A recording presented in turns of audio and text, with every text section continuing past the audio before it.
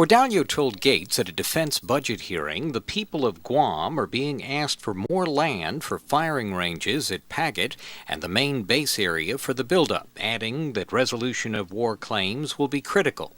Bordallo asked Gates if DoD still supports her compromise version of H.R. 44 that excludes payments to descendants of those who suffered during Guam's occupation. Gates. As Deputy Secretary Lynn testified, we continue to support the Department of Justice position on this. So I guess the answer would be yes. Bordallo then asked Gates about the status of base realignment on Okinawa from Futenma to Camp Schwab, where Okinawa's governor still hasn't signed a landfill permit and other issues are still unsettled. I discussed this when I was in Japan just a few weeks ago. I feel like the Japanese government is making a serious effort to resolve the Futenma issue. My hope is that we will get resolution, particularly on the configuration of the airfield or the runways,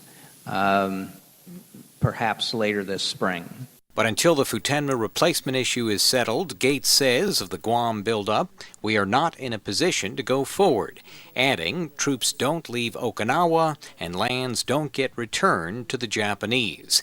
Gates, who plans to retire later this year, said he expects to be around for several more months to continue work with Bordallo and House Armed Services on the Okinawa realignment and Guam buildup.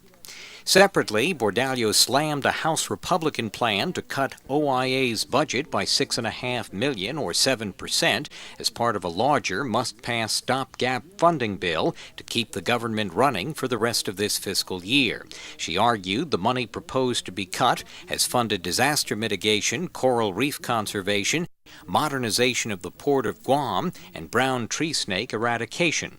Bordallo called it another example of the majority's lack of concern for over 4 million residents of the U.S. territories. Matt Kay, PNC News on Capitol Hill.